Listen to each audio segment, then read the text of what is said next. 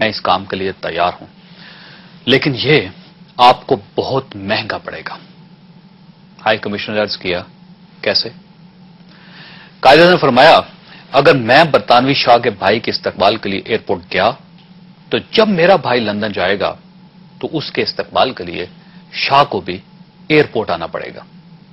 High commissioner یہ جواب سن کر پریشان ہو گیا، اس نے سلام کیا اور گورنر جنرل ہاؤس سے رخصت ہو گیا۔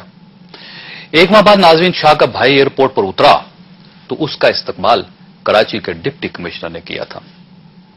قیام پاکستان کے بعد کسی نے قائد اعظم محمد علی جناح سے پوچھا تھا کہ آپ امریکہ سے سفارتی تعلقات قائم کرنا پسند کریں گے یا برطانیہ سے؟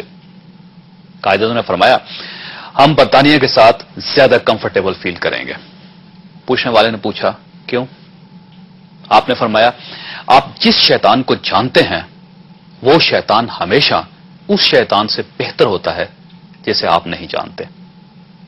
ناظرین، یہ دو واقعات بین الاقوامی طاقتوں کے بارے میں قائد اعظم محمد علی جناح کے ویژن کی نمائندگی کرتے ہیں۔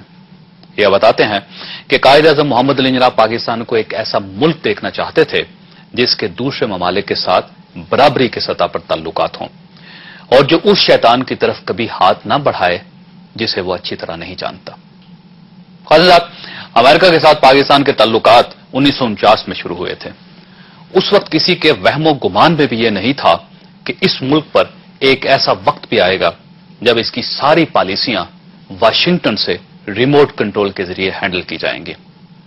ہم نے کیا کھانا ہے، ہم نے کیا پینا ہے، ہمارے اسکولوں کا سلیبس کیا ہونا چاہیے، اس ملک کو مدارس کی ضرورت ہے یا نہیں، ہمارے بجلی، گیس اور پانی کے بل کتنے ہونے چاہیے، ہمارے آئین میں کون سی شق ہونی چاہیے اور کون سی شق آئین سے ریموو کر دینی چاہیے، ہم نے کس کو ٹرائل کرنا ہے اور ہمارے قانون اور انصاف کے سسٹم نے کس کی طرف آنکھ اٹھا کر نہیں دیکھنا، کس نے الیکشن لڑنا ہے اور کون الیکشن سے محروم رہے گا، ہمارے انڈیا، افغانستان اور ایران کے ساتھ تعلقات کیسے ہونے چاہیے، اور حتیٰ کہ ہماری گھڑیاں کب آگے ہوں گی اور کب پیچھے، اور ہم نے کتنے ڈیم بنانے ہیں اور کس کس ڈیم کا ہم نے نام تک نہیں لینا، اس کا فیصلہ بھی کوئی اور کرے گا۔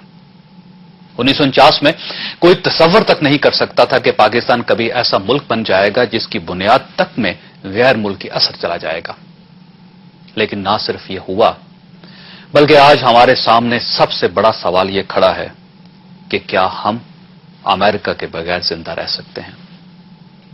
حضرات، کل تک ہم صدر پرویز مشرف پر امریکن غلامی کا الزام لگاتے تھے۔ ہم یہ کہتے تھے کہ صدر مشرف نے پاکستان کو امریکہ کے ہاتھ بیچ دیا، انہوں نے امریکہ کے سارے مطالبے مان کر ہماری غیرت کا سودا کر دیا، اور انہوں نے اس ملک کو امریکہ کا مفت کا ملازم بنا دیا، وغیرہ وغیرہ۔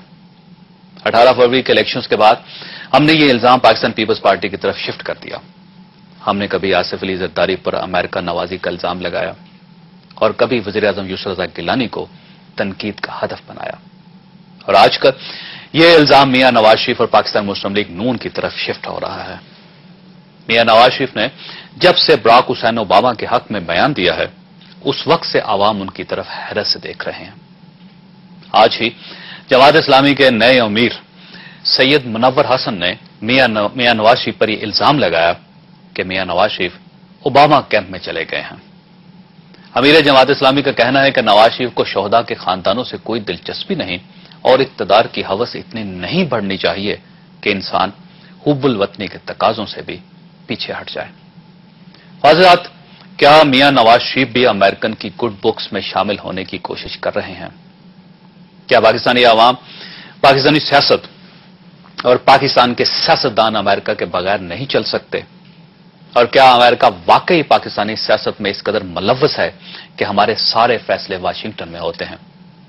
یہ ہمارا آج کا موضوع ہے، اور ہم ایک چھوٹے سے وقفے کے بعد اس پر گفتگو کریں گے، جبکہ میں پروگرام کے آخر میں آپ کو وہ فعل بتاؤں گا جسے اللہ تعالیٰ انسان کو آزاد اور اکیلا پیدا کرتا ہے، اور اکیلا ہی اس کی جان قبض کرتا ہے۔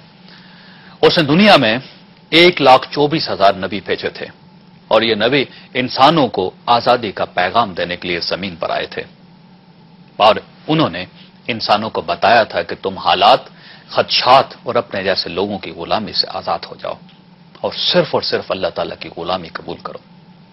ان نبیوں نے انسان کی سوچ کو آزاد کرنے کی کوشش کی تھی، اور حضرت محمد صلی اللہ علیہ وسلم کو نبی آخر الزماں اس لیے بھی کہا جاتا ہے کہ انہوں نے انسانوں کو ہر قسم کی غلامی سے ہمیشہ ہمیشہ کے لیے آزاد کر دیا تھا۔